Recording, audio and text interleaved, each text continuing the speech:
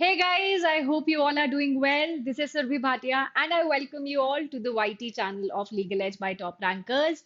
And अब तो CLAT AILET सबकी डेट्स आ चुकी हैं, सो एंजाइटी डेफिनेटली मल्टीप्लाइज एंड इसलिए I am here with you for this session. और इस सेशन में हम बात करने वाले हैं कि अपने जैन से लेके जून तक जितने भी इंपॉर्टेंट लीगल कॉन्सेप्ट्स न्यूज में रहे हैं, सीएल के तो हम डेफिनेटली डिस्कस करेंगे ही, but at the same time कई बार ऐसा होता है कि वो सिचुएशन ना आके हम सिर्फ उस कॉन्सेप्ट से रिलेटेड हमें पैसेज दिख जाता है। फॉर एग्जाम्पल लास्ट टाइम एक पैसेज आया था रिलेटेड टू आर्टिकल 21। अब वहां पर हमारा न्यूज तो ये थी कि आर्टिकल 21 से रिलेटेड सुप्रीम कोर्ट ने एक डेवलपमेंट किया था रिलेटेड टू कि एनवायरमेंटल चेंज से जो इम्पैक्ट हो रहे हैं दैट इज ऑल्सो, वो भी हमारा राइट टू लाइफ कहीं ना कहीं इम्पैक्ट कर रहा है। But at the same time जब हम उस पैसेज को कंसोर्शियम ने हमें दिया, that was more align towards article 21 का concept and not towards the news. तो इसीलिए it is as important to know the CL के जितना हमें कॉन्सेप्ट जानना जरूरी है। तो हम इस सेशन में डिस्कस करेंगे कुछ 7-8 कॉन्सेप्ट्स जो बार बार हमें न्यूज में देखने को मिले, लीगल पर्सपेक्टिव से काफी ज्यादा इंपॉर्टेंट है। अब this definitely helps your GK का रिविजन, जीके की preparation, but at the same time legally हमें इन कॉन्सेप्ट्स के बारे में आइडिया आना बहुत जरूरी है। तो इस सेशन में हम उस कॉन्सेप्ट को समझेंगे, उसके बाद उसके उससे रिलेटेड कोई भी जो न्यूज है उसके बारे में एक ब्रीफ सा डिस्कशन करेंगे, या फिर आपको एक आइडिया हो जाएगा कि क्यों हम ये मुद्दा यहाँ पे ये फैक्टर यहाँ पे पढ़ रहे हैं।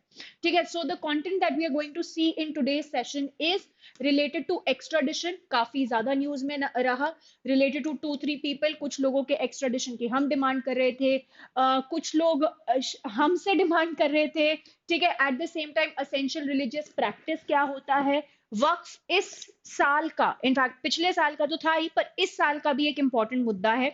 तो असेंशियल रिलीजियस प्रैक्टिस क्या है, क्यों बार बार न्यूज में रहा, places of worship act 1991, enemy property act 1968, copyright infringement क्या है, उससे रिलेटेड फेयर यूज क्या है।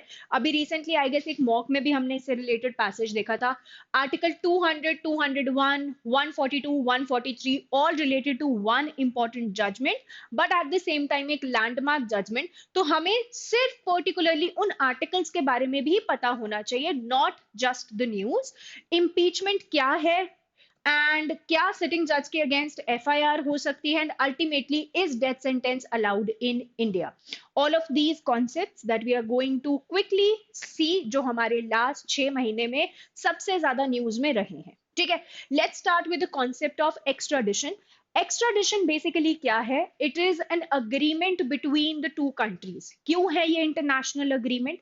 इसलिए है, फॉर एग्जाम्पल किसी एक पर्सन ने ऑफेंस किया है क्या कहते हैं इन इंडिया। अब वो इंसान भाग के किसी और कंट्री में चला गया है, एंड सबसे पहले जो हमारा दिमाग में नाम आता है दैट इज विजय माल्या। ठीक है, ऑफेंस इंडिया में हुआ, the person went to another country. तो यहीं पर ही एक्स्ट्राडिशन का कॉन्सेप्ट आता है। एक्स्ट्राडिशन हमारे इंटरनेशनल लॉ का एक बहुत इंपॉर्टेंट कॉन्सेप्ट है, इस साल काफी ज्यादा न्यूज में है। ये बेसिकली ये बोलता है कि कंट्रीज के बीच में एक अग्रीमेंट है जिससे हम एक प्रोसीजर एस्टैब्लिश करते हैं to bring back the person. जिस इंडिविजुअल ने क्राइम किया है उसके ट्रांसफर के लिए हम एक प्रोसीजर एस्टैब्लिश कर रहे हैं। कोई एक कन्विक्टेड पर्सन है, अगर मान लो दिस पर्सन इज कन्विक्टेड या उसका ट्रायल चल रहा है, then you need to bring back to the country जहां पर एलिजिड ऑफेंस हुआ है। अगर जहां उसने ऑफेंस किया वहां से भाग के वो किसी और कंट्री चला गया है, तो उसको वापस बुलाने क्या जो प्रोसीजर हम जिस अग्रीमेंट से इस्टेब्लिश कर रहे हैं उसमें कौन से ऑफेंसेस एक्सक्लूडेड इंक्लूडेड होंगे, एक्सक्लूडेड होंगे, ये सब हमारा एक्स्ट्राडिशन ट्रीटी से डिफाइन किया जाता है।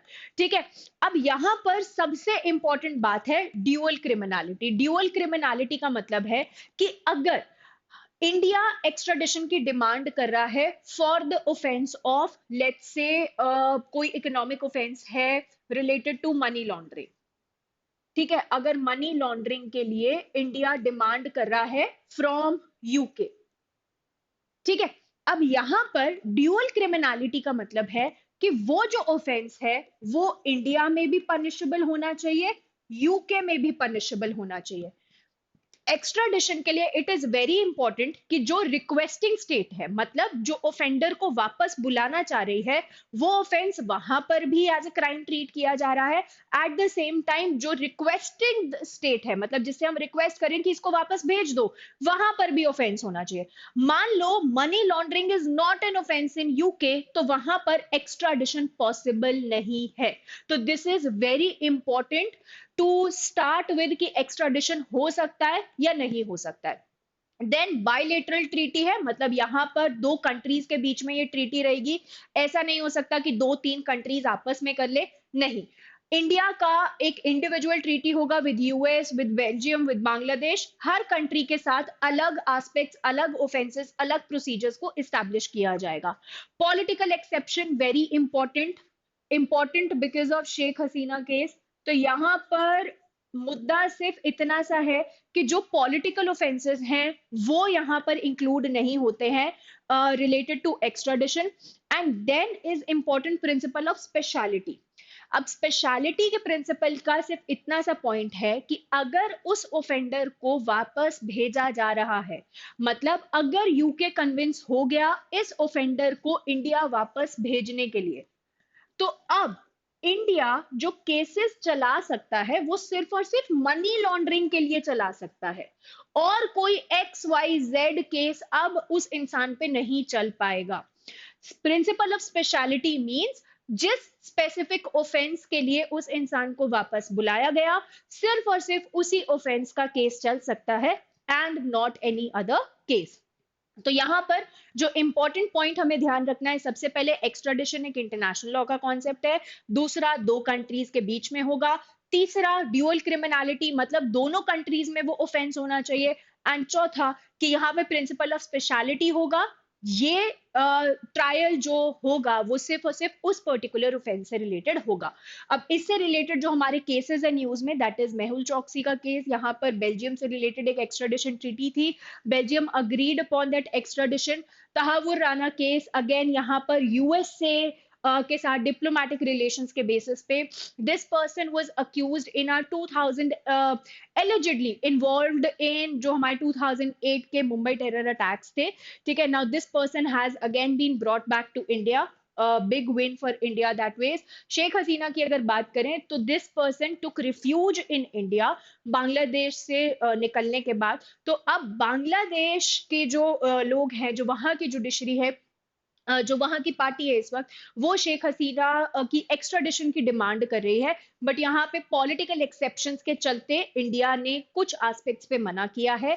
अब जो ये डिसीजन है एक्स्ट्राडिशन का कि होगा या नहीं होगा, this decision is solely of government. ये डिसीजन सिर्फ और सिर्फ गवर्नमेंट एंड इंडिया में primarily ministry of home affairs ही ले सकती है।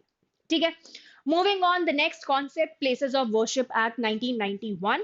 now this was in news for a lot of reasons, क्योंकि बहुत सारे मंदिर से रिलेटेड, बहुत सारे मस्जिद से रिलेटेड ये पॉइंट आ रहा था कि ये मस्जिद से पहले यहाँ पर मंदिर था, एंड इसलिए अब एक रिप्लेसमेंट होना चाहिए, राइट। चाहे वो ज्ञान वापिका एक हो, या फिर अगर हम मथुरा की बात करें, तो यहाँ पर बहुत से ऐसे केसेस चल रहे थे। तो places of worship act 1991 was in news for a long time this year. Last year तो था ही, इस साल फिर से काफी ज्यादा न्यूज में है, कुछ दो तीन प्रोविजंस को लेके स्पेसिफिकली। तो एग्जैक्टली ये एक्ट किससे रिलेटेड है? 1991 में सरकार ये कानून लेकर आई थी, और उन्होंने सिंपल सी ये बात बोली थी कि 15 अगस्त 1947 को किसी भी प्लेस ऑफ वर्शिप का जो भी स्टेटस था, वही स्टेटस वहां पे कंसिडर किया जाएगा, उसे फ्रीज कर दिया जाएगा। अगर उस जगह पे मस्जिद है तो वो मस्जिद कंसिडर की जाएगी, मंदिर है तो मंदिर कंसिडर किया जाएगा। कौन सी तारीख डिसाइड की गई? वो तारीख थी 15 अगस्त 1947, the date of India's independence. ठीक है, एंड ये प्रोहिबिट करता है conversion of any place of worship and ensures maintenance of their religious character. तो यहां पर जो फेथ एंड वर्शिप का एक कॉन्स्टिट्यूशनल बैलेंस है, उसको मेंटेन करने के लिए प्लेसेस ऑफ वर्शिप एक्ट लाया गया, कि यहाँ बार बार कॉन्फ्लिक्ट ना हो। बिकॉज ऑलरेडी 1991 में एक बहुत बड़ा डिस्प्यूट चल रहा था, दैट वाज बाबरी मस्जिद dispute and Ram Janmabhoomi dispute. तो इसी वजह से जब ये एक्ट आया तो इस एक्ट में पर्टिकुलरली बोल दिया गया that this act will not apply to Ayodhya. जो भी हमारा मंदिर मस्जिद वाला डिस्प्यूट था वहां पर ये डेफिनेटली अप्लाई नहीं होगा।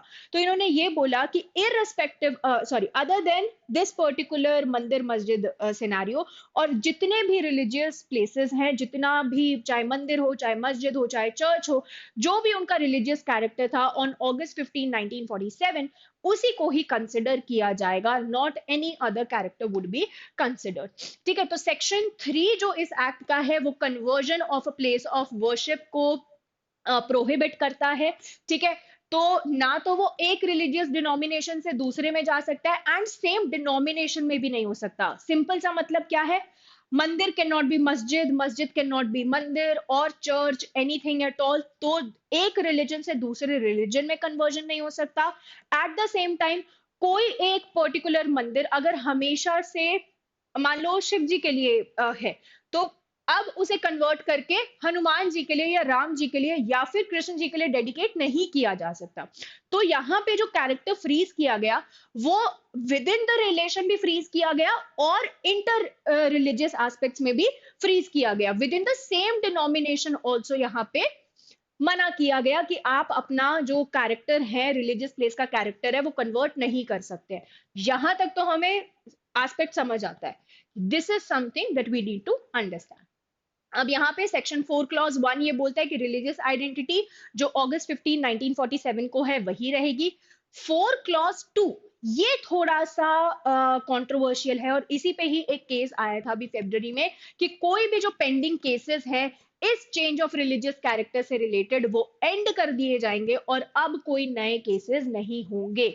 मतलब सेक्शन 4 क्लॉज 2 ने सिंपल सी ये बात बोली कि आज के बाद किसी भी मंदिर या मस्जिद या church, gurdwara, any religious place for that matter, उसके रिलीजियस कैरेक्टर पर कोई भी केस नहीं हो सकते हैं। जितने पुराने केसेस चल रहे थे उनको वहीं पे खत्म कर दिया जाएगा August 15, 1947 के कैरेक्टर को कंक्लूड करते हुए, और नए कोई भी केसेस को कंसिडर नहीं किया जाएगा।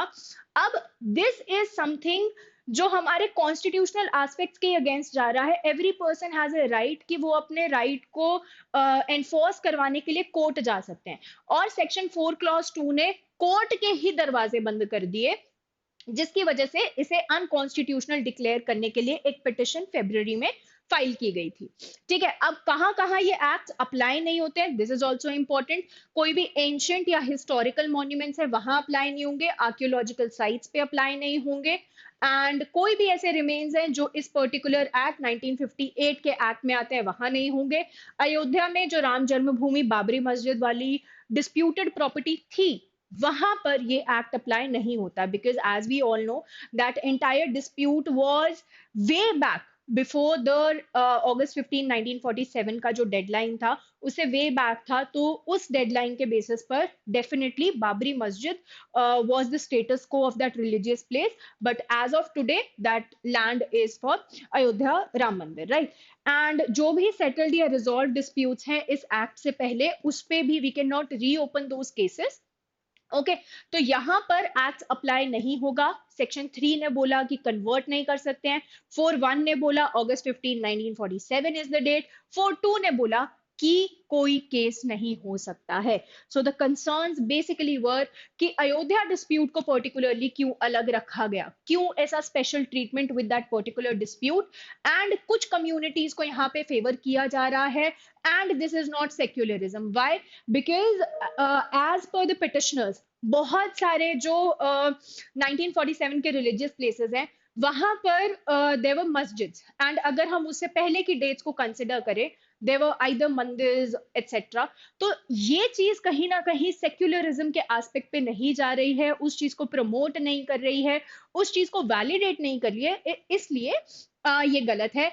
लीगल रेमेडी नहीं है अगर किसी को भी लगे कि conversion just prior to the date हो गया था। For example if in 1940 there was a masjid there and in 1947 a मंदिर, तो हम कंसिडर करेंगे मंदिर वाला status. Now how was that fair और vice versa, how was that fair, ये डिसाइड करना थोड़ा सा चैलेंजिंग था। सेक्शन 4 क्लॉज 2 को अनकॉन्स्टिट्यूशनल डिक्लेयर करना चाहिए, क्योंकि इसने पर्टिकुलरली उन मैटर्स में, जैसे हमारा आर्टिकल 25 क्या बोलता है, आर्टिकल 25 बोलता है freedom of religion,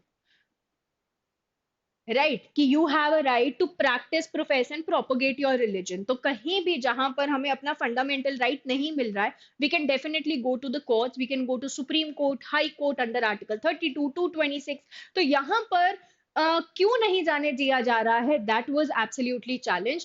eight the same time supreme court यहाँ पर फेब्रवरी में बहुत ज्यादा परेशान हो गए थे रिगार्डिंग द कॉन्टेक्स्ट, कि यार इतने सारे केसेस आ गए थे कि सुप्रीम कोर्ट के बेंच ने क्लियरली बोल दिया था नो मोर रिलेटेड केसेस, इसके बाद और कोई भी केसेस को एडमिट नहीं किया जाएगा। तो there was a bar on any new cases that could be filed in this particular act। at the same time जितने भी हाई कोर्ट्स हैं उन लोगों पे एक बार लगा दिया गया था, एक बैन लगा दिया गया था कि जब तक प्लेसेस ऑफ वर्शिप एक्ट 1991 का कॉन्स्टिट्यूशनल स्टेटस या और सारे एस्पेक्ट्स को सुप्रीम कोर्ट कंसिडर नहीं कर लेता है, जजमेंट नहीं आते हैं, डायरेक्शंस नहीं आते हैं, तब तक high courts can not deal with any of the cases, right. अब इससे related already Allahabad high court इस रेगुलेशन को एक बार ब्रीच कर चुका है रिलेटेड टू, उसने बहुत सी इंक्वायरीज स्टार्ट करवाई इन मथुरा केस, ठीक है, ज्ञान वापी केस। तो डेफिनेटली फर्दर केसेस पे स्टे था, हियरिंग्स पे स्टे था, but Allahabad high court has already violated that. The next concept is essential religious practices. अब ये कोई एक्ट नहीं है, ये कोई कॉन्स्टिट्यूशनल प्रोविजन नहीं है, ये एक ऐसा प्रिंसिपल है जो सुप्रीम कोर्ट ने अपनी इंटरप्रिटेशन के लिए डेवलप किया था। कौन से केस में? Commissioner Hindu religious endowments Madras, जिसको हम श्री शिरूर मठ केस के नाम से फेमसली जानते हैं।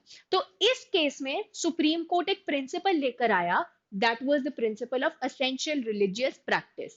Religion will cover all rituals and practices integral to a religion। Faith and worship में there is a very thin line, but that thin line needs to be drawn। हर इंसान के लिए जो वो रिलीजियस प्रैक्टिस कर रहा है वो डेफिनेटली इंपॉर्टेंट है, पर अगर वो रिलीजियस प्रैक्टिस किसी और को नुकसान पहुंचा रही है, किसी और का फंडामेंटल राइट वायलेट करिए, किसी और की डिग्निटी वायलेट करिए, how do we draw the line? तो यहां पर सुप्रीम कोर्ट ने इन दिस पर्टिकुलर केस इस डॉक्ट्राइन को डेवलप किया, इस प्रिंसिपल को डेवलप किया, ताकि वो ये डेवलप कर पाए, ये समझ पाए कि कौन सी रिलीजियस प्रैक्टिस असेंशियल है, जरूरी है, इस हिसाब से कि अगर वो रिलीजन से हटा दी गई तो शायद उस रिलीजन के एस्पेक्ट्स लोगों को काफी ज्यादा इंपैक्ट हो सकता है। वेयर एज दूसरी तरफ ऐसी कुछ प्रैक्टिसेस जो लोग थ्रू कस्टम बस प्रैक्टिस करते हैं, ना तो रिलीजियस स्क्रिप्चर्स उस चीज को प्रमोट कर रहे हैं, पर वो सिर्फ एक कस्टम के तौर पे फेमस होती गई और लोग उसको फॉलो करते गए, ठीक है। तो this ERP doctrine governs religious practices protected under article 225 and 26। 25 as I told you is related to religion, freedom of religion, जिसमें आते हैं हमारे 3 P's: practice, profess and propagate. मतलब हर इंसान के पास हक है कि वो अपने रिलीजियस एस्पेक्ट्स को फॉलो कर सकता है, प्रैक्टिस कर सकता है, डिक्लेयर कर सकता है, प्रोफेस कर सकता है और प्रमोट कर सकता है, प्रोपोगेट कर सकता है। और आर्टिकल 26 वही हक एक रिलीजियस डिनोमिनेशन को देते हैं। रिलीजियस डिनोमिनेशन के पास हक है कि वो किसी भी रिलीजियस इंस्टीट्यूशन को इस्टेब्लिश कर सकते हैं, उसके लिए प्रॉपर्टी खरीद सकते हैं, एक्वायर कर सकते हैं, but obviously with proper compensation. Eight the same time वहां के रिलीजियस अफेयर्स को मैनेज कर सकते हैं, एडमिनिस्ट्रेशन कर सकते हैं प्रॉपरली। तो 25 और 26 के अंडर हमने एक बेटर डेवलपमेंट के लिए, एक बेटर अंडरस्टैंडिंग के लिए इस प्रिंसिपल, इस डॉक्ट्राइन को डेवलप किया। तो जहां भी रिलीजियस प्रैक्टिसेस कॉन्फ्लिक्ट में है with fundamental rights of other person, वहां पर हम इस प्रिंसिपल का यूज करके डेवलप करते हैं। अब अगर बात की जाए तो इन 3 केसेस में ये यूज हुआ था। ट्रिपल तलाक केस में it was clearly declared by supreme court कि जो ये ट्रिपल तलाक की प्रैक्टिस है, मुस्लिम मैन प्रोनाउंसिंग तलाक 3 टाइम्स कंसेक्यूटिवली और डाइवोर्स हो गया, तलाक हो गया, तो ये एसेंशियल रिलीजियस प्रैक्टिस नहीं है इस्लाम रिलीजन की और इसलिए ये अनकॉन्स्टिट्यूशनल है। कर्नाटका हिजाब बैन केस यहाँ पर सुप्रीम कोर्ट ने ये बोला था, वन ऑफ द जजेस सेड कि एसेंशियल रिलीजियस प्रैक्टिस है, वन ऑफ द जजेस सेड नहीं है। तो वहीं पर एक कॉन्फ्लिक्ट आ गया, 1:1 का एस्पेक्ट हो गया। अब the case is yet to be heard by a larger bench, कोई हियरिंग डेट सेट नहीं है, but it was considered in this. Santhara practice इस साल फिर से कंट्रोवर्सी में आई थी, बिकॉज एमपी में ही I guess one of the couples did Santhara practice for a 3-year-old kid। तो यहाँ पर हुआ क्या था, संथारा practice is a practice in Jains, जहाँ पर आप sort of मोक्ष प्राप्त करने के लिए आप सब कुछ त्याग देते हैं, and this practice is generally done by persons जो एक disease से suffer कर रहे हैं, ठीक है। तो that 3-year-old kid was given this Santara practice and the person died। तो राजस्थान हाई कोर्ट ऑलरेडी बोल चुका है, सुप्रीम कोर्ट इस पे ऑलरेडी बोल चुका है कि संतारा प्रैक्टिस, राजस्थान हाई कोर्ट ने बोला था कि संतारा प्रैक्टिस अनकॉन्स्टिट्यूशनल है, कोई एसेंशियल रिलीजियस प्रैक्टिस नहीं है जेंट्स का। सुप्रीम कोर्ट ने अभी उस इस पे स्टे लगा दिया था। अब जब एमपी में फिर से सिचुएशन आई तो पिटिशंस हैव अगेन रीओपन की एग्जैक्टली क्या इसका स्टेटस है।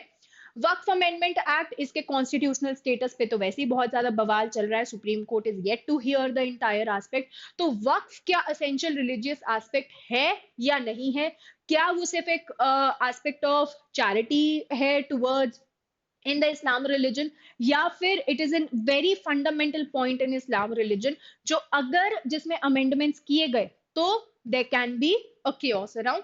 places of worship act, अब यहाँ पर किसी का जो अगस्त 15 1947 को जो भी religious status है, religious institution का status है, how is that essential religious practice, is it very important to determine, वो एक इंपॉर्टेंट एस्पेक्ट है।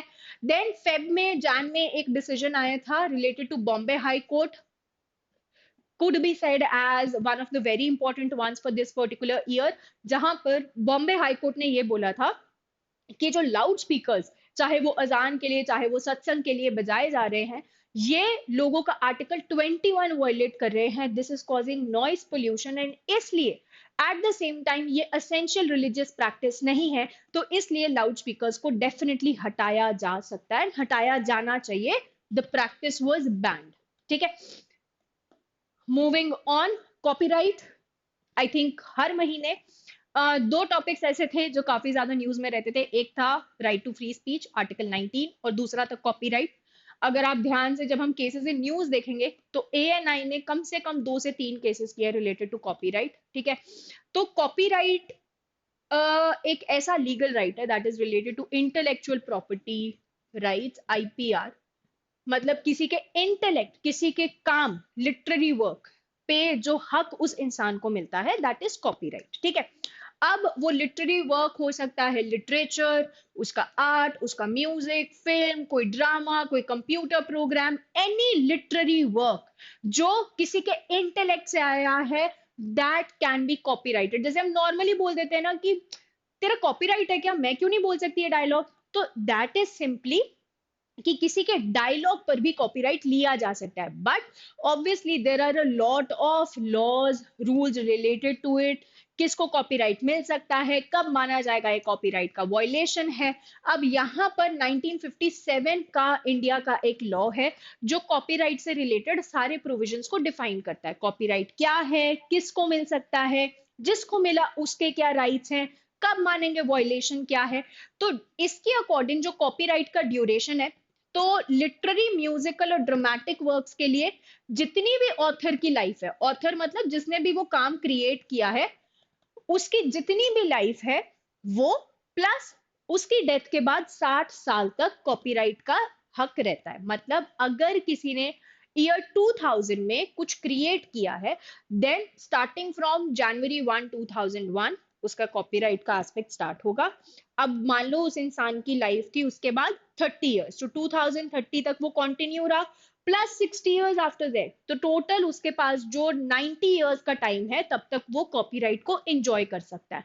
कॉपीराइट एंजॉय करने का मतलब क्या है, ये हम नेक्स्ट स्लाइड में समझेंगे। और जो फिल्म्स और साउंड रिकॉर्डिंग्स है उसके लिए सिर्फ 60 इयर्स का टाइम है। अब तुम्हें ये टाइम एज सच याद करने की जरूरत नहीं है, बिकॉज क्लैट में पैसेज में ऑलरेडी ये टाइम पीरियड गिवन होगा, तो not as such important to remember this particular time period. हाँ, एक्ट के बारे में आपको थोड़ा बहुत आइडिया होना चाहिए कौन से ईयर का एक्ट है, क्योंकि ये स्लैट वगैरह में कई बार इंपॉर्टेंट हो जाता है। Also another important thing, copyright किससे रिलेटेड है? लिटरेरी वर्क से रिलेटेड है।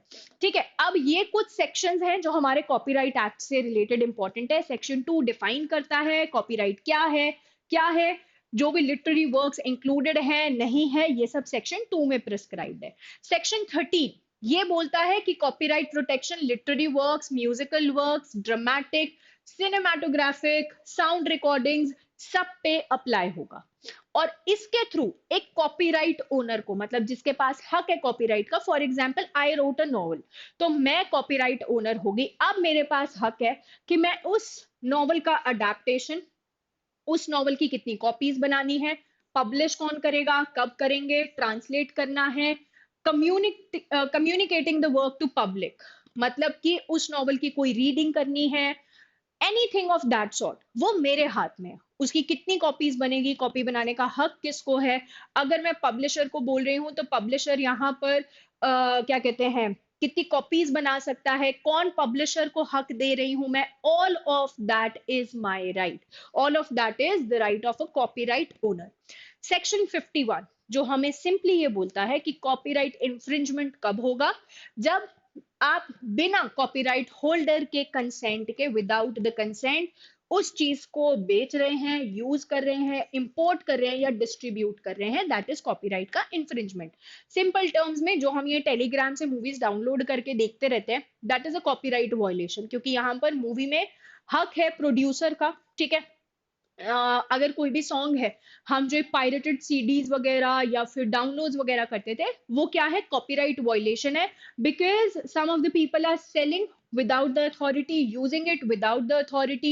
I think there is one of the sites as well, पीका शो, उस पे बहुत सारी मूवीज आ जाती है बहुत जल्दी, that is nothing but copyright का वायलेशन।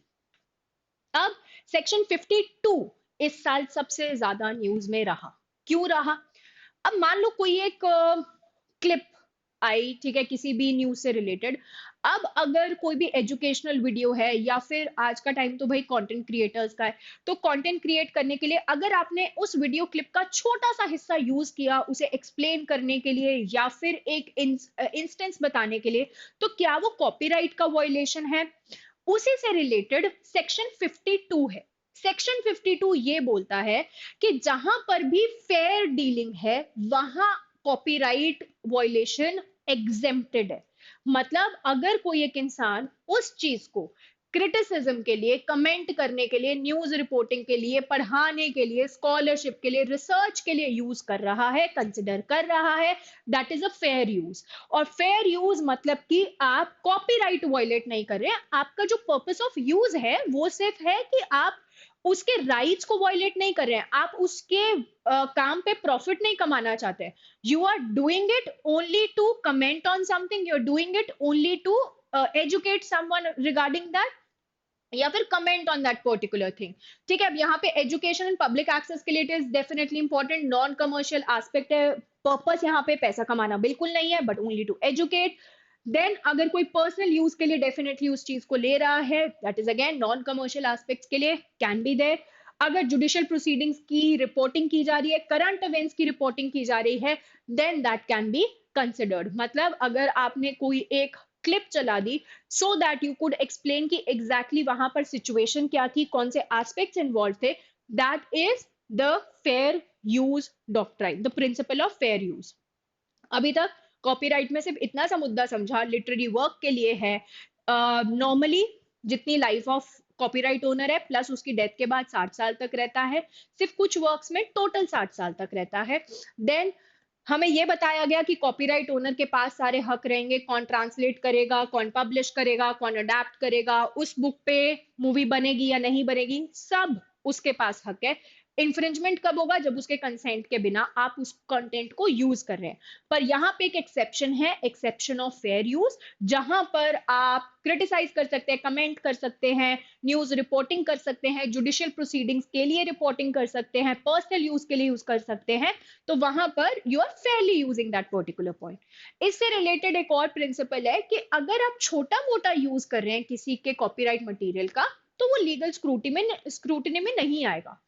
1 घंटे की वीडियो में तुमने 10 सेकंड की एक क्लिप निकाल ली, उस क्लिप में क्या कॉपीराइट का इंफ्रिंजमेंट हो गया? Right? Entire work is copyrighted, entire work has its value. वो 10 सेकंड की क्लिप से क्या आप उस पर्सन, कॉपीराइट ओनर के प्रॉफिट्स, उसके राइट्स, उसको वायलेट कर रहे हैं? नहीं। क्या आप उसके राइट्स को ओवर रीच कर रहे हैं? नहीं। क्या पर्पस है यूज का, नेचर क्या है काम का, क्या कितना काम यूज किया जा रहा है, देन उसका मार्केट इम्पैक्ट क्या है? क्या आपकी क्लिपिंग के बेसिस पे, मान लो 1 घंटे की वीडियो है, आपने मुश्किल से 3-4 मिनट की एक वीडियो निकाली, वही 3-4 मिनट सबसे इंपॉर्टेंट मिनट्स थे ऑफ दैट पर्टिकुलर वीडियो। अब मार्केट में एक हो हल्ला मच गया and they consider your particular clip, that 3-4 minutes का clip, more than that 1 hour का वीडियो। कोई नहीं देखना चाहेगा वो 1 घंटे का वीडियो जब उसे वो 3-4 मिनट में पूरा का पूरा जिस्ट पता चल गया। तो market impact definitely copyright owner के अगेंस्ट गया। पर अगर तुमने ऐसा कोई इंस्टेंस यूज किया है जहां पर मार्केट को कोई फर्क नहीं पड़ रहा, they are equally in fact more respecting your work, then definitely that is not a violation.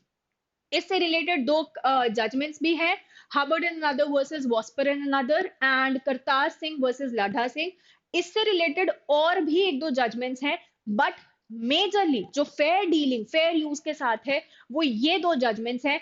इस पहली जजमेंट में कोर्ट ने सिंपली ये बोला था कि it is a question of degree, कितना काम यूज किया जा रहा है, that matters, that really matters. And Kartar Singh ज्ञानी वर्सेस लाडा सिंह में कोर्ट ने ये बोला था कि unfairness and fair dealing requires either, या तो इंटेंशन होनी चाहिए compete की, तो intention is important for violation, and आपको प्रॉफिट कमाना चाहिए उससे, because your entire purpose is to compete and earn the profits, and at the same time एक इम्प्रॉपर मोटिव होना चाहिए, मतलब आप उस कंटेंट को डेवलप नहीं कर पाए, यू आर थ्राइविंग ऑन, आप किसी और के प्रॉफिट पे एक पैरासाइट बने हुए हैं। तो यहाँ पर दो एस्पेक्ट्स थे, कितना काम यूज हुआ, क्या इंटेंशन था, क्या आपका इंटेंशन उससे प्रॉफिट कमाने का था। ठीक है, अब आते हैं इस साल के केसेस पे। एएनआई वर्सेस मोहक मंगल, एएनआई वर्सेस अन अकेडमी, इन दोनों ही केसेस में एएनआई की कुछ क्लिप्स को यूज किया यूट्यूबर मोहक मंगल ने एंड एडटेक अन अकेडमी ने। अब यहाँ एएनआई ने उन पे कॉपीराइट इंफ्रिंजमेंट का केस डाल दिया। And this is not the only list of cases. अगर हम आज के टाइम की बात करें तो lot of content creators use this small clips. तो ये बहुत ज्यादा एक ब्लरनेस आ रही है इन द कॉपीराइट एक्ट कि हमें यहाँ पर क्या डिस्टिंग्विशमेंट करना है, क्योंकि कंटेंट क्रिएटर्स ये छोटी छोटी क्लिप्स यूज कर रहे हैं and both of them used that 30-40 seconds का क्लिप इन 10 to 15 minutes का video, just to give a news, just to give an awareness of the current events। तो ये क्वेश्चन काफी बड़ा उठा before the Delhi high court, both these cases, कि क्या fair use के एम्बिट्स हैं, क्या कॉपीराइट लॉ में हमें चेंज लाने की जरूरत है। सिमिलरली अगर ANI versus open AI as in chat GPT पे इसने केस किया था, सेइंग कि चैट जीपीटी क्या कर रहा है, एजुकेट करने के लिए अपने डेटा को, वो हमारे जो वर्क्स है उनको यूज कर रहा है, कॉपीराइटेड मटेरियल को यूज कर रहा है just to educate the AI. ठीक है, तो यहाँ that is a copyright violation, और that was a case filed by ANI, but बाद में बहुत सारी और टी सीरीज वगैरह सबने इसे ज्वाइन किया था कि हमारा कॉपीराइटेड मटेरियल इन्फ्रेंच किया जा रहा है। तो अगेन द क्वेश्चन अरोज कि कॉपीराइट एक्ट ऑफ 1957 ये अभी भी रेडी नहीं है एआई रिलेटेड एस्पेक्ट से। ठीक है, अगर आप एआई देखें तो वो बहुत से एस्पेक्ट्स में वायलेशन करता है, तो वो क्या नए लॉज बनाने हैं उसके लिए ऑलरेडी एक कमेटी बनाई जा चुकी है। Let's see how the things proceed. Then enemy property act of 1968, Saif Ali Khan से रिलेटेड काफी ज्यादा इंपॉर्टेंट मुद्दा। जनवरी में एक अटैक हुआ उन पे घर पे, एंड अभी जून एंड और जुलाई एक अटैक हुआ 15,000 करोड़ की प्रॉपर्टी पे। अब एग्जैक्टली क्या है ये act, from January to till June काफी ज्यादा न्यूज में रहा। द एक्ट रिलेटेड टू कोई भी प्रॉपर्टी जो ओन की जा रही है, मैनेज की जा रही है एक ऐसे इंडिविजुअल से जिसे एनिमी सब्जेक्ट या एनिमी फॉर्म डिक्लेयर कर दिया गया है। अब एनिमी सब्जेक्ट कौन है? कोई भी एक ऐसा पर्सन जो लीगल हेयर है या सक्सेसर है एनिमी का। अब एनिमी कौन है? हर वो इंसान जो माइग्रेट कर गया है पाकिस्तान या चाइना आफ्टर पार्टीशन या 1962 या 1965 वॉज। तो एनिमी प्रॉपर्टी एक्ट ऑफ 1968 पर से लाया गया था 1965 के वॉर के बाद, जहां पर यह डिसाइड किया गया था कि इंडिपेंडेंस के बाद या फिर 1962 के वॉर के बाद, 65 के वॉर के बाद जो भी इंसान इंडिया छोड़ के पाकिस्तान या फिर चाइना चला गया, अब जो उस पर्सन को हम डिक्लेयर कर देंगे as an enemy subject. And अगर उसकी कोई भी प्रॉपर्टी यहां रह गई, इंडिया में रह गई, तो वो प्रॉपर्टी एनिमी प्रॉपर्टी की तरह ट्रीट की जाएगी। एंड एक अच्छा खासा, आई थिंक ऑलमोस्ट 9,000 करोड़ की इंडिया, गवर्नमेंट ऑफ इंडिया की प्रॉपर्टी है as enemy property under this particular act. And इसमें एनिमी सब्जेक्ट्स में इंक्लूड किए गए, अगर कोई एक इंसान चला गया है पाकिस्तान या चाइना, तो उनके जो लीगल एयर्स हैं, जो उनके वारिस हैं या फिर सक्सेसर्स हैं, चाहे वो आज इंडिया के सिटीजन हैं या नहीं, किसी और कंट्री के सिटीजन हैं, चाहे वो एनिमी हो या नहीं। फॉर एग्जाम्पल उसके जो सक्सेसर्स हैं वो इंडिया में ही रहते हैं, इंडियन सिटीजन है, फॉर एग्जाम्पल सैफ अली खान, या वो यूएस से चले गए हैं, इररिस्पेक्टिव ऑफ उस इंसान की सिटीजनशिप, अब वो प्रॉपर्टी एनिमी प्रॉपर्टी ही कहलाई जाएगी। ठीक है, इसमें मूवेबल प्रॉपर्टी भी है, इमूवेबल प्रॉपर्टी भी है, मतलब चाहे शेयर्स हो, चाहे जमीन हो, चाहे घर हो, सब इंक्लूड होगा। एक अथॉरिटी बना दी गई, custodian of enemy property for India, CEPI, जिसने ये बोला, मतलब this is the government authority जो रिस्पॉन्सिबल होगी सब टेक ओवर्स के लिए, सारे डिक्लेरेशन के लिए। ठीक है, कोई ऐसी प्रॉपर्टी इनहेरिट नहीं की जा सकती है, सबसे इंपॉर्टेंट, भले वो इंडियन सिटीजन है, ऑलरेडी डिस्कस्ड। सिविल कोर्ट्स इस चीज में कहीं इंटरफेयर नहीं कर सकते हैं, यहां पर अपील से फाइल हो सकती है हाई कोर्ट में। That Saif Ali Khan was unable to file, और इसलिए उनकी 15,000 करोड़ की प्रॉपर्टी जो है उनके हाथ से निकल गई। अ वेरी इंपॉर्टेंट पॉइंट कि जस्ट बिकॉज किसी ने अपनी नेशनैलिटी चेंज कर ली, मतलब कोई एक इंसान पहले पाकिस्तान गया या चाइना गया और अब वो इंसान कहीं और शिफ्ट हो गया, यूके, यूएस, कहीं भी शिफ्ट हो गया, then it does not stop to be enemy property. Once enemy property, always a enemy property is the simple funda of this last point. ठीक है, moving on, article 200, a very important constitutional provision जो इस साल news में रहा। Total अगर मैं बात करूं तो 5 प्रोविजंस काफी ज्यादा न्यूज में रहे, 19, 200, 201, 142 एंड 143। इसके अलावा इम्पीचमेंट और उस सब में तो रिलेटेड है, पर इन पे कुछ मेजर मुद्दे डेफिनेटली उठे। आर्टिकल 200 की बात करें, अच्छा चैट बॉक्स में ये जरूर बताना, कमेंट बॉक्स में, कि आर्टिकल 19 किससे रिलेटेड है। ठीक है, आर्टिकल 200 यहाँ पे ये बताता है कि गवर्नर के पास क्या ऑप्शंस हैं जब लेजिस्लेचर उनके पास एक बिल भेजती है। सिंपल सा फंडा होता है, कोई भी कानून अगर स्टेट गवर्नमेंट को पास करना है तो विधानसभा एंड विधान परिषद एक बिल आपस में पास करके गवर्नर के पास भेजेंगे साइन करके। तो आर्टिकल 200 वो 4 ऑप्शंस बताता है जो गवर्नर के पास है। क्या क्या है वो ऑप्शंस? कि भाई या तो चुपचाप साइन कर दो बढ़िया से, सबसे बेस्ट ऑप्शन कि आपने साइन कर दिया। दूसरा है बिना असेंट के आपने उसको अपने पास रख लिया। तीसरा है रिकंसिडरेशन के लिए वापस भेज दिया। किसको वापस भेज दिया? लेजिस्लेचर को वापस भेज दिया। एंड इसमें मनी बिल नहीं आ सकता, not include money bill, money bill will not be included here. Send to president for assent, जहां पर भी कहीं लगता है कि स्टेट गवर्नमेंट के लॉज या सेंट्रल गवर्नमेंट के लॉज कॉन्फ्लिक्ट कर रहे हैं, जहां कहीं पे लगता है कि वो ब्रीच कर रहे हैं कॉन्करेंट लिस्ट के एस्पेक्ट्स को, वहां पर प्रेसिडेंट के कंसिडरेशन के लिए उस बिल को भेज दिया जाता है। ठीक है, तो यहां पर 4 रास्ते हैं गवर्नर के पास बिल। तो इस केस में जो अभी न्यूज में चल रहा था दैट वाज कि एक टाइमलाइन असाइन की गई थी कि कितने वक्त में साइन करना ही पड़ेगा, प्रेसिडेंट के पास गए तो क्या होगा। अब जो हमारा नेक्स्ट आर्टिकल है वो इसी से रिलेटेड है कि अब जब बिल गवर्नर से प्रेसिडेंट के पास आए तो प्रेसिडेंट के पास क्या क्या रास्ते हैं। अगेन, या तो साइन कर दो बढ़िया से तो सब सॉर्टेड, या फिर असेंट साइड पे रख दो, मतलब पॉकेट वीटो, तो क्या एग्जैक्टली पॉकेट वीटो कॉन्स्टिट्यूशनल है भी या नहीं, दिस वाज अनदर क्वेश्चन जो इस साल उठा। एंड या फिर आप लेजिस्लेचर के पास रिकंसिडरेशन के लिए भेज सकते हैं। तो प्रेसिडेंट के पास भी तीन रास्ते हैं, या तो फाइल अपने पास संभाल के रख लो, साइन करके टाइमली वापस भेज दो, या फिर उन्हें सेंड बैक कर दो कि reconsider some of the provisions, और फिर I can consider to sign. ठीक है, अब इसी से रिलेटेड एक आर्टिकल 142 को यूज करते हुए सुप्रीम कोर्ट ने डिसीजन दिया कि जो तमिलनाडु गवर्नमेंट परेशान हो रही है कि गवर्नर कब से साइन ही नहीं कर रहे हैं, तो यहां पर गवर्नर को एक टाइमलाइन सेट करके दे देते हैं, और गवर्नर के साथ साथ उन्होंने प्रेसिडेंट पे भी एक टाइमलाइन बांध दी कि आपको भी यहां इतने ही वक्त में इन सिचुएशंस में साइन करके देना है, अगर नहीं दिया तो रिट इशू हो सकती है, और जो भी रीजन दिया उसमें कोर्ट इन्वेस्टिगेट कर सकती है।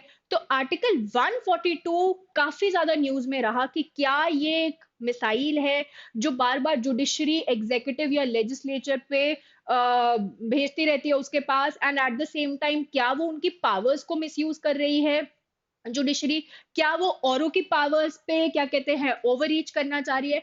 तो आर्टिकल 142 एक ऐसी पावर है सुप्रीम कोर्ट के पास, हमारे सुप्रीम कोर्ट के पास ऐसी पावर ना तो किसी हाई कोर्ट के पास है ना ट्रायल कोर्ट के पास, the only extraordinary power with supreme court, कि वो कोई भी डिक्री कोई भी ऑर्डर पास कर सकती है जो उसे लगता है कि कंप्लीट जस्टिस के लिए जरूरी है।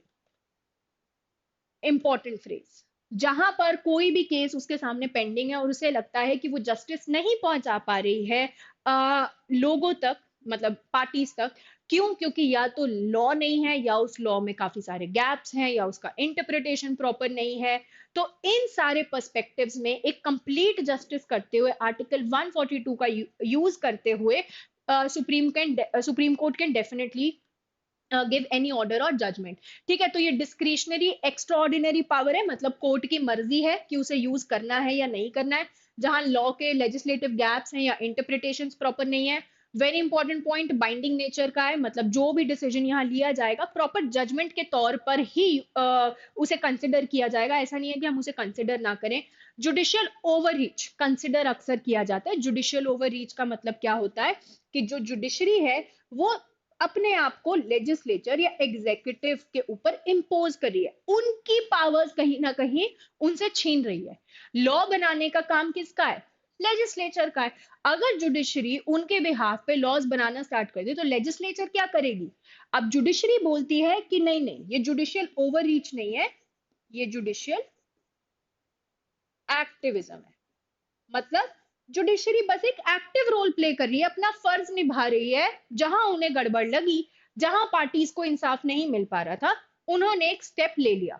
जहां उन्हें यह समझ आ रहा था कि सरकार बहुत ज्यादा परेशान हो रही है, गवर्नर और प्रेसिडेंट पे टाइमलाइन लगा दी। ठीक है, तो this is the main debate of this particular year, judicial overreach versus judicial activism. Article 142 exactly क्या है? कमेंट बॉक्स में जरूर बताना, what do you think, activism है या ओवररीच। 143 जिससे रिलेटेड अभी हियरिंग फिर से स्टार्ट हो गई है, कॉन्स्टिट्यूशनल बेंच बन गया है। 143 है प्रेसिडेंट का हक सुप्रीम कोर्ट से सवाल पूछने का, related to any law, related to any fact, related to any treaty agreement जो कॉन्स्टिट्यूशन से पहले साइन की गई। ठीक है, तो 143(1) से कि किसी भी लॉ या फैक्ट पे एक सवाल पूछा जा सकता है जो पब्लिक इंपॉर्टेंस का सवाल है, इस पे जवाब देना सुप्रीम कोर्ट की मर्जी है, discretion to answer. Supreme court की मर्जी है वो इसमें जवाब दे या ना दे। 143(2) जो भी डिस्प्यूट्स हैं, कोई भी प्री कॉन्स्टिट्यूशन ट्रीटी से रिलेटेड, अग्रीमेंट कॉवेनेंट से रिलेटेड, कोई भी ऐसे सिग्नेचर्स हैं गवर्नमेंट के, उससे रिलेटेड अब कोई डिस्प्यूट आ रहा है, वो सुप्रीम कोर्ट से डेफिनेटली एडवाइस ले सकते हैं।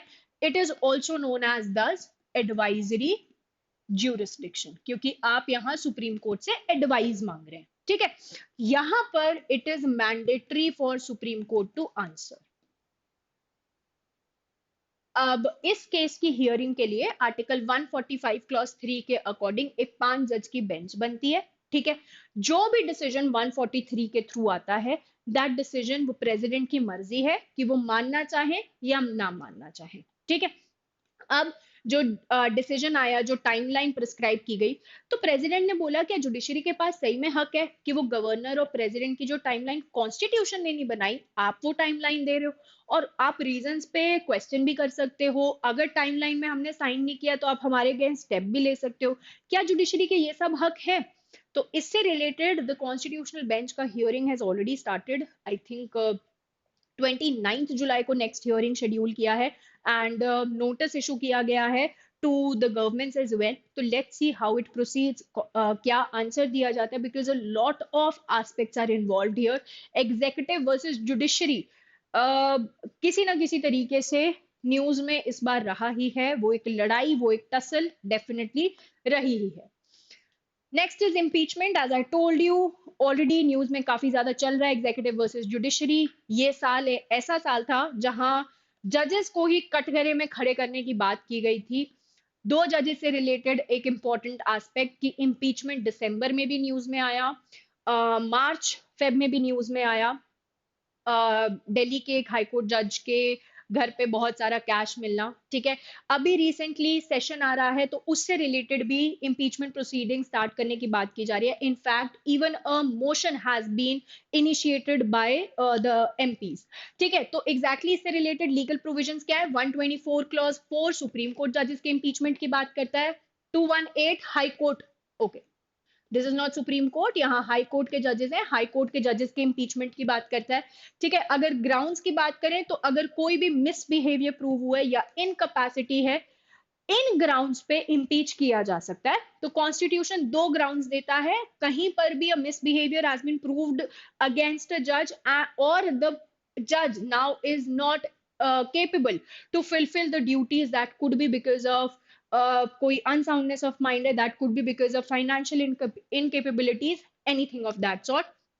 जो इसका प्रोसीजर है वो कॉन्स्टिट्यूशन में गिवन नहीं है। कॉन्स्टिट्यूशन में बस ये बताया है सुप्रीम कोर्ट हाई कोर्ट के जजेस का इंपीचमेंट हो सकता है, रिमूव किया जा सकता है, किन ग्राउंड्स पे, और जो प्रोसीजर है वो गिवन है जजेस इंक्वायरीज एक्ट 1968। अब इसका प्रोसीजर एग्जैक्टली क्या है?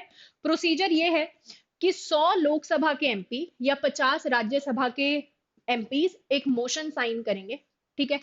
अब इस मोशन के एक्सेप्ट होने के बाद, ये मोशन ऑलरेडी साइन किया जा चुका है फॉर जस्टिस यशवंत वर्मा, ये इंक्वायरी कमेटी बनाई जाएगी जिसमें होंगे chief justice of India, chief justice of high court और कोई एक ऐसा पर्सन जो स्पीकर अपॉइंट कर रहे हैं।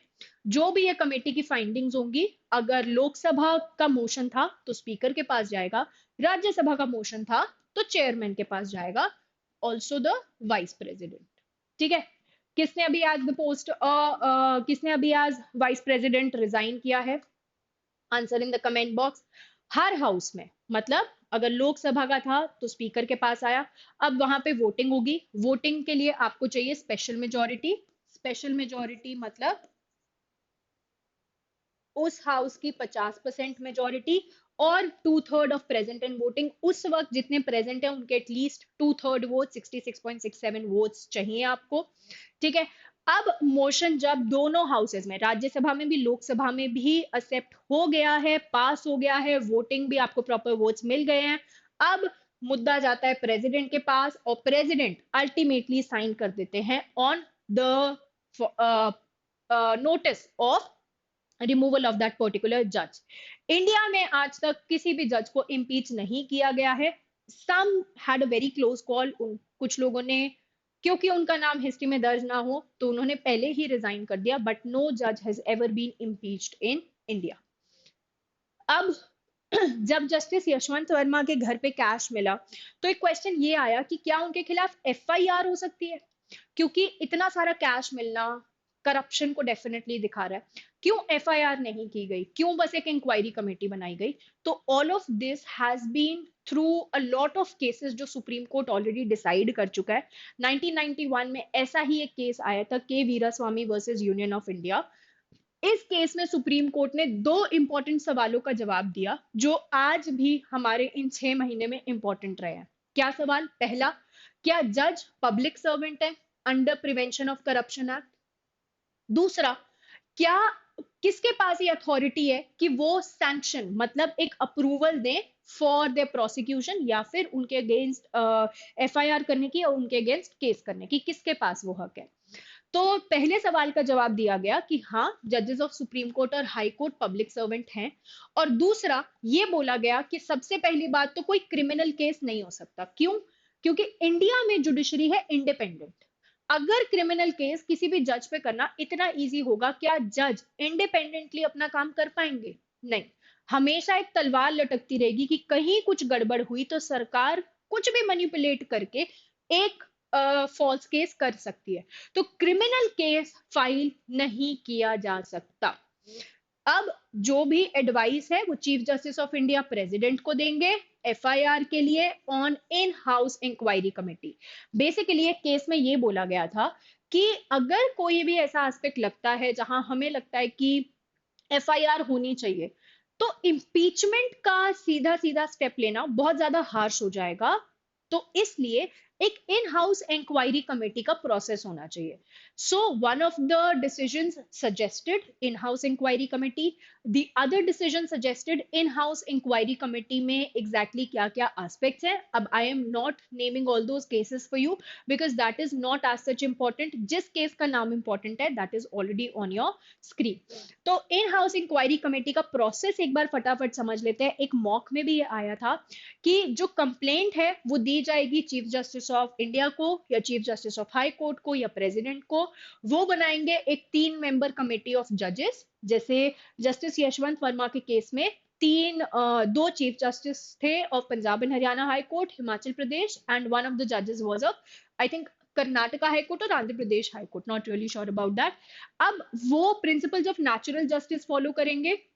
प्रिंसिपल्स ऑफ नेचुरल जस्टिस मतलब सारी पार्टीज को सुना जाएगा, ठीक है, प्रॉपरली एविडेंसेस को कंसिडर किया जाएगा, एट द सेम टाइम कोई डिलेज नहीं होंगे बहुत ज्यादा, ठीक है। फिर वो रिपोर्ट सबमिट करेंगे चीफ जस्टिस ऑफ इंडिया को और ये रिपोर्ट कॉन्फिडेंशियल रहेगी, मतलब कि पब्लिक नहीं की जाएगी।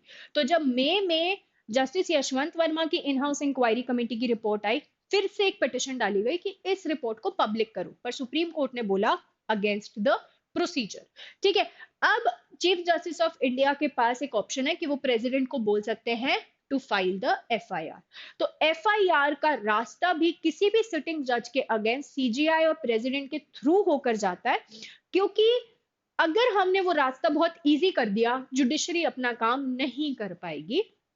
इस वजह से ये पूरा प्रोसीजर बहुत ही सोच समझ के कंसिडर किया गया है। अब इस पे भी एक बहुत बड़ा क्वेश्चन मार्क ये लगा कि जुडिशरी जब कटघरे में खड़ी है और वहां भी जुडिशरी का ही इन्वॉल्वमेंट है, जजेस का ही पैनल है, कंप्लेंट भी हम जजेस को कर रहे हैं, रिपोर्ट भी जज को दे रहे हैं, प्रेसिडेंट को भी चीफ जस्टिस ऑफ इंडिया बताएंगे, तो क्या ये चीज सही है? क्या ये बायसनेस नहीं है? क्या ये नेचुरल जस्टिस के प्रिंसिपल का वायलेशन नहीं है? This was a very big question mark on this particular committee का प्लान, ठीक है। मूविंग ऑन, कौन कौन से केसेस यहाँ पर आए? Justice Shekhar Yadav Allahabad high court के जस्टिस, जिन्होंने एक स्टेटमेंट दे दिया था ड्यूरिंग अ प्रेस कॉन्फ्रेंस, ठीक है। वो काफी ज्यादा कंट्रोवर्शियल हो गया था। Demands were to remove him, to impeach him, rejected. Justice Yashwant Verma, the impeachment proceedings probably to be started in this monsoon session. क्यों?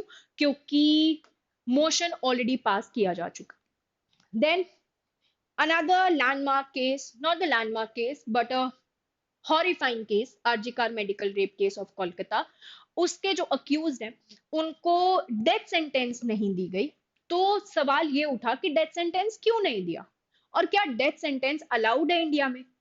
डेथ सेंटेंस कब दिया जा सकता है, कब नहीं दिया जा सकता, इससे रिलेटेड दिसंबर में ऑलरेडी कुछ गाइडलाइन सुप्रीम कोर्ट ने दी थी। तो ये दो ऐसे इंपॉर्टेंट लैंडमार्क केसेस हैं जो आज इंडिया में किसी भी डिसीजन में डेथ सेंटेंस के एस्पेक्ट्स को डिसाइड करते हैं। One is Bachan Singh versus state of Punjab and second is Machhi Singh versus state of Punjab.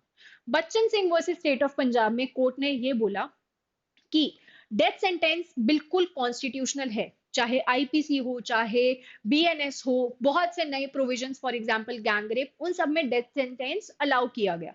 बहुत से ऐसे ऑफेंस लॉज हैं, for example UAPA, unlawful activities prevention act, इन सब में डेथ सेंटेंस अलाउड है, ये कॉन्स्टिट्यूशनली वैलिड है, बिल्कुल वैलिड है, बट ये सिर्फ और सिर्फ rarest of the rare cases में होना चाहिए after evaluating the proper circumstances.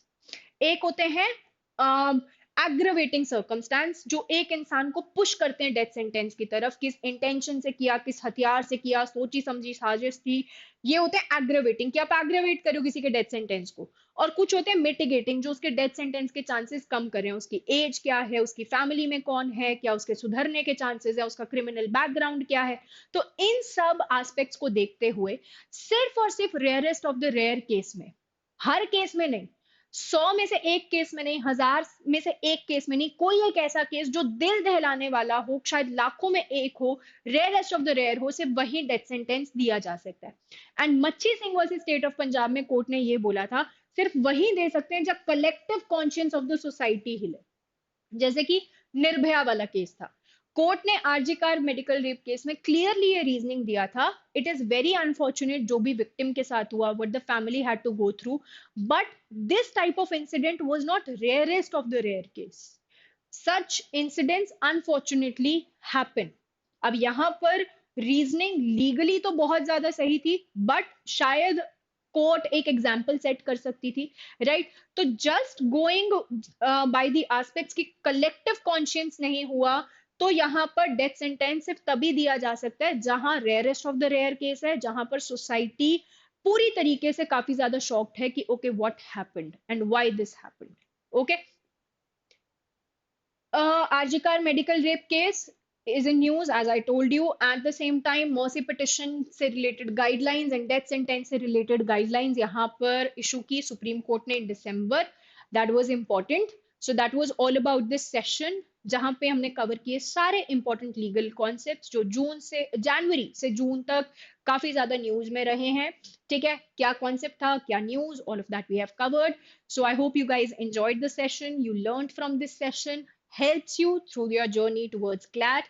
Please start reading about CLK, बहुत ज़्यादा ज़रूरी है, ठीक है? And I'll see you very soon with another such interesting sessions. Stay tuned, like and subscribe to the channel, like the session. Comment below what all difficulties are you facing, what kind of sessions do you need. Okay, and I'll see you very soon. Take care, guys. Bye bye, and keep practicing.